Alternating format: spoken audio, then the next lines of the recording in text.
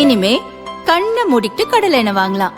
ஏன்னா மந்த்ரா கடலை எண்ணெய் இதயத்தின் தயாரிப்பு. வறுக்க பொரிக்க ஏன் எல்லா சமையலுக்கும் மந்த்ரா தான். மந்த்ரா கடலை எண்ணெய், அபார ருசி, ஆரோக்கியமான உடல் நலம்.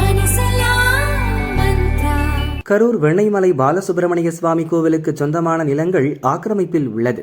இது தொடர்பாக சென்னையை சேர்ந்த ராதாகிருஷ்ணன் ஹைகோர்ட் மதுரை கிளையில் மனு தாக்கல் செய்தார்.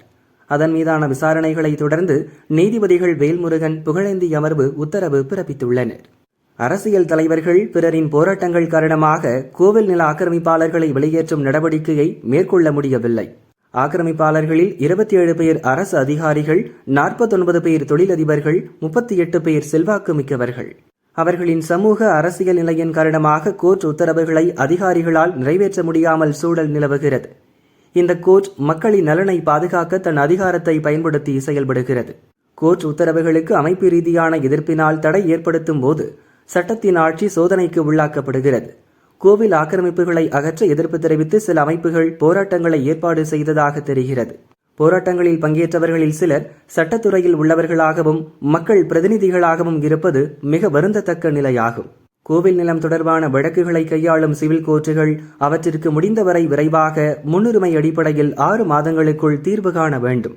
மீட்கப்பட்ட நிலம், துவங்கிய நடவடிக்கைகள், வழக்குகள், ஆக்கிரமிப்பாளர்களை வெளியேற்ற மேற்கொண்ட நடவடிக்கைகளை ஆவணப்படுத்த வேண்டும்.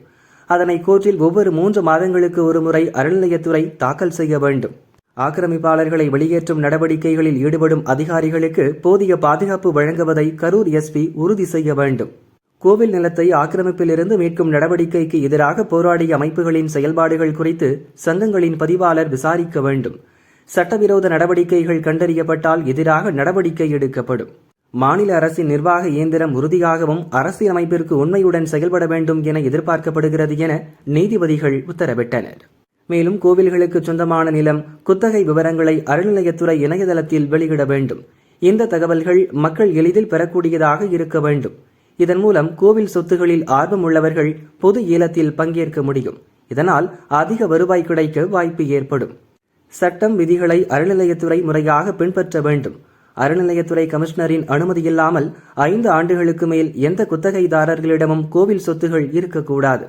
மத நிறுவனங்களுக்கான குத்தகை விதிகள் படி சொத்துக்களை பொது ஏலம் மூலம் மட்டுமே குத்தகைக்கு விடப்படுவதை அறநிலையத்துறை உறுதி செய்ய வேண்டும் என உத்தரவு பிறப்பித்தனர்.